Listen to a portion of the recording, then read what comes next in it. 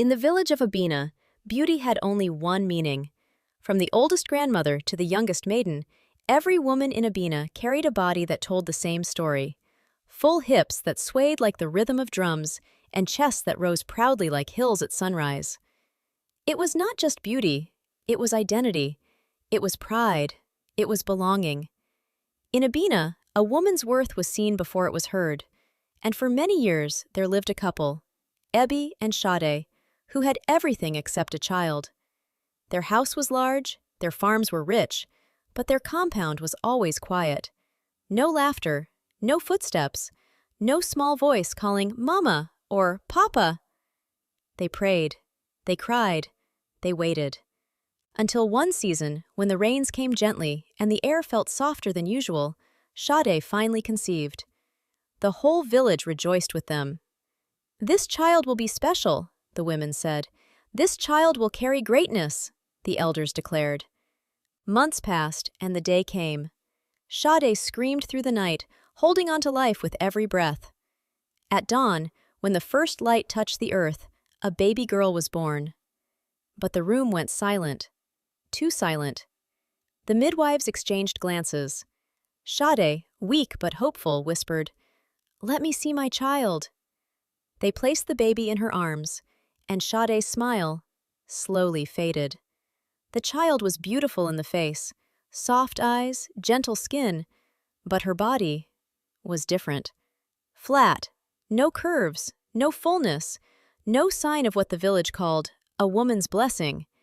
No hips, no breasts, just a small, fragile body that looked incomplete in the eyes of Abina. The whispers began that same day. "A cursed child! Something is wrong! This one did not come properly."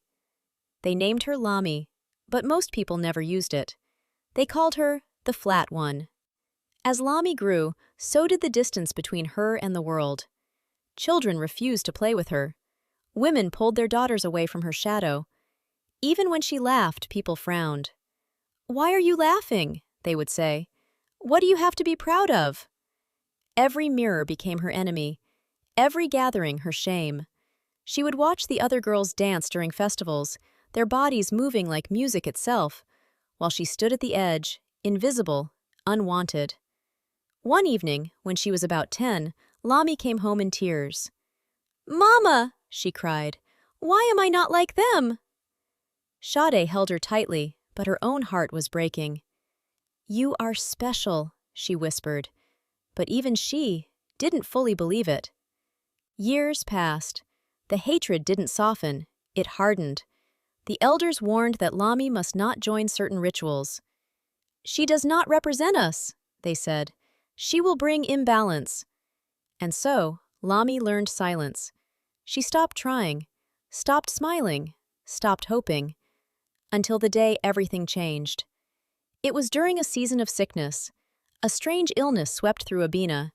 It began with weakness, then fever, then people collapsing without strength. The women who were once strong could no longer stand. The village grew afraid. One by one, people fell. Even the healers did not understand it. But Lami did not fall sick. Not even a little. At first, no one noticed. Until one day, when an old woman collapsed near the stream, it was Lami who carried her home. Alone, with a strength no one had ever seen. "How?" people whispered. "She has no body. How is she this strong?" Soon it became clear. Lami was different, but not broken. Her body, though not shaped like theirs, was resilient. Where others were heavy, she was light. Where others grew weak, she endured. She began helping everyone, fetching water, carrying the sick, cooking for families who could no longer stand. Day and night, she moved through the village like quiet strength. The same people who once spat at her now depended on her. But Lami did not insult them. She did not reject them. Even with all the pain inside her, she chose kindness. Weeks later, the sickness passed, and Abina stood again. But something had changed. The people gathered in the village square, this time not to judge, but to face the truth. The chief stepped forward. "We were wrong," he said, his voice heavy. We thought beauty was everything. We thought shape was worth. But the one we rejected is the one who saved us. All eyes turned to Lami. For the first time in her life, no one looked at her with disgust, only shame and respect. Tears filled Lami's eyes, not from pain this time, but from something unfamiliar. Recognition. Sade stepped forward, holding her daughter's hand tightly. This is my child, she said, her voice strong. Not a curse. Never a curse. From that day, Lami was no longer the flat one.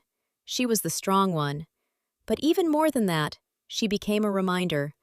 A lesson carved into the heart of Abina. Lesson. The world may define beauty in narrow ways, but true worth is not in appearance. It is in strength, kindness, and the courage to stand even when the world pushes you down. Those who are different are not less. They are often the ones who carry the greatest gifts. Tell us what you learned from this story. Please, like, comment, and follow, and I will appreciate it if you subscribe.